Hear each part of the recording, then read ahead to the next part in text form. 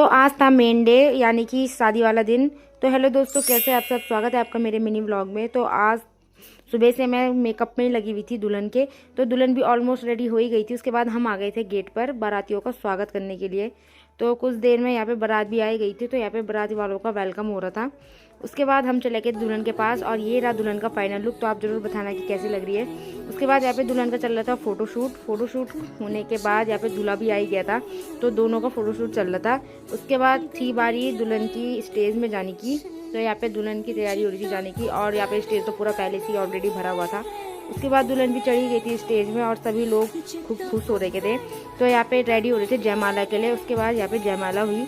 जयमाला होने के बाद फ़ोटोशूट चला और हम चले गए थे खाने के लिए।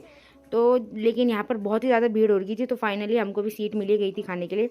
उसके बाद हमने खाना खाया और खाना खाने के बाद हम चले गए थे बेदी में, क्योंकि यहाँ पे फेरे स्टार्ट होने लग गए थे। तो यहाँ पे फेरे चल रहे थे और साथ साथ में लोगों का चल रहा था डांस। तो बेदी वगैरह कंप्लीट होने के बाद हम चले गए थे दूसरी पूजा के लिए। तो यहाँ पे उस पूजा की तैयारी चली थी। तो वो पूजा थी गोदान। तो यहाँ पे सभी लोग बैठे हुए थे पूजा में, और इन दोनों की तो बहुत ही सीरियस टॉपिक पे अलग ही बातें चल रही थी। तो यहाँ पे पूजा वगैरह हुई, और पूजा होने के बाद यहाँ पे थोड़ा बहुत फोटो सेशन हो रहा था, क्योंकि यहाँ पे लोग गिफ्ट्स वगैरह देते हैं दुल्हन को। उसके बाद दूल्हा दुल्हन आ गए थे खाना वगैरह खाने के लिए। तो यहाँ पे उनको खाना खिलाया, और खाना खाने के बाद साथ साथ में बारातियों की जाने की तैयारी भी चल रही थी। तो यहाँ पे बारातियों की वापसी हो रही थी और यहाँ पे दुल्हन की विदाई भी हो रही थी। तो दुल्हन बहुत ही ज़्यादा इमोशनल हो गई थी, जिसके साथ साथ दुल्हन बेहोश भी हो गई थी, और ये देखकर तो लगभग सभी इमोशनल हो गए थे। उसके बाद बारातियों को भी हमने विदा किया, सभी को बाय बोला। तो बाराती भी निकल गए थे अपने घर की ओर, और हम भी आ गए थे अपने घर की ओर। तो यहाँ पे हम तीनों को शाम को भूख लग गई थी, तो हम दिन की बची हुई चाउमीन खा रहे थे, जो बारातियों के लिए बनाई थी और जो बच गई थी। उसके बाद हमने पी चाय सबने ग्रुप में बैठकर, और खूब बातें भी की।